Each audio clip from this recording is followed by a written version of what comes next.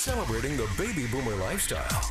This is Boomer Life with Sterling Fox on AM 650. Welcome back to the program. We're talking boating with the folks from BoatingBC. President Don Prittie and Director Ian MacPherson are with us, both from the island. Don runs the Canoe Cove Marina in Victoria.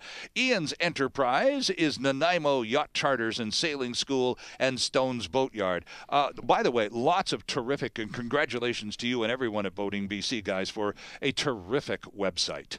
BoatingBC .ca is the website. It is a terrific resource. We've been addressing in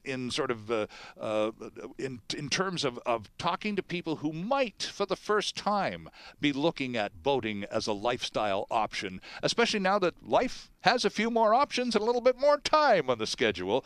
Lots of terrific information on the BoatingBC website about all the sorts of conversations we've been having here in much more detail. So wonderful website, guys. Great stuff. BoatingBC.ca. Is Don, British Columbia, we're a renowned boating place. Are we as well known as a boat building place?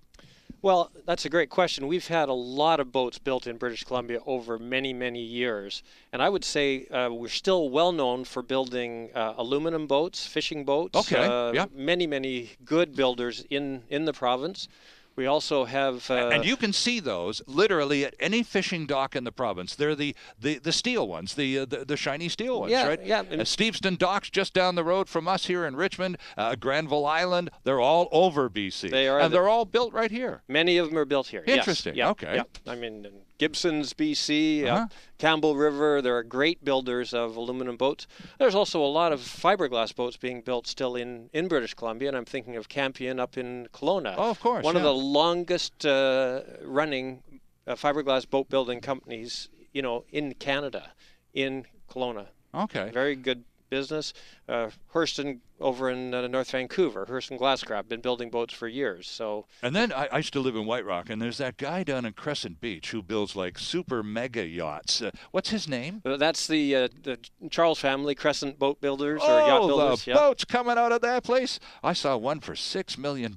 It was just outstanding. It was outrageous, but it was wonderful. Yeah. So that's a real custom yard, isn't it? It's very custom in that case, yes. And you were saying during the break that in addition to some boat building prestige in our province, we also have a lot of agencies in Vancouver, Victoria area for people who are looking to buy. Lots of help for would-be buyers. Yes, I mean, we're very well represented here. A lot of the European manufacturers are represented here with good dealerships. You have Beneteau, which is probably the world's biggest boat builder.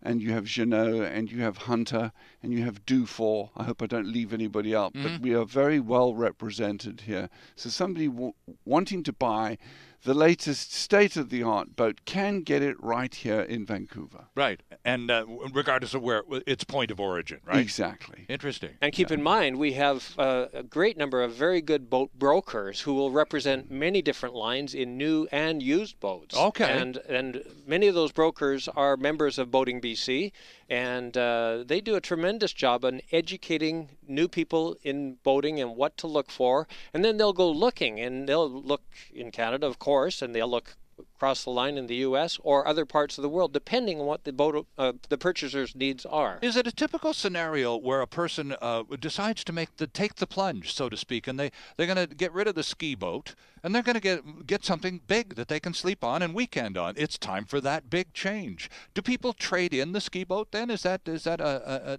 doable thing, Ian? Yes, absolutely. My neighbor is a classic example of that. He's got a wonderful little fishing boat which he's had, but his wife won't go with him. There isn't a toilet on board. There isn't a cooking facility. He's on his own. Right. So he went out and bought a boat with just that.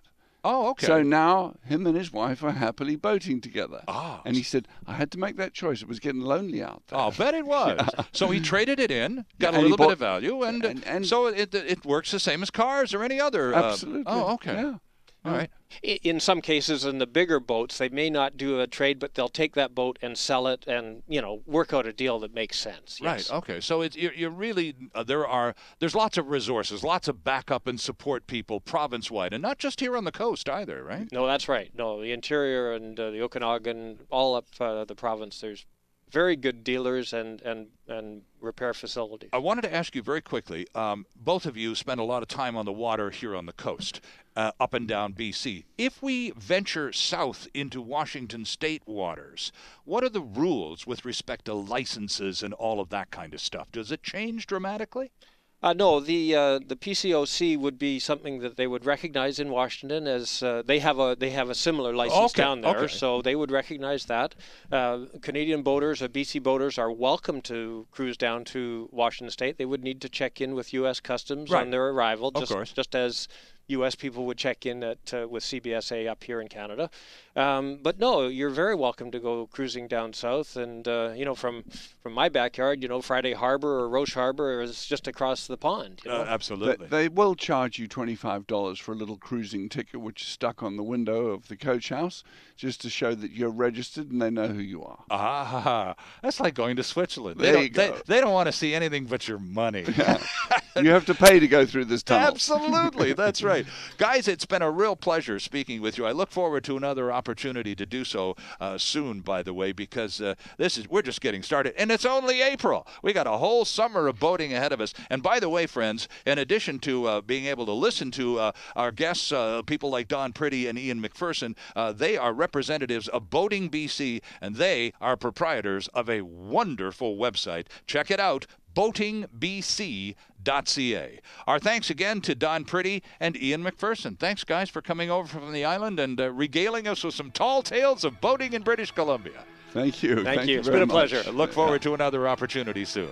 And we'll see you soon right here on Boomer Life.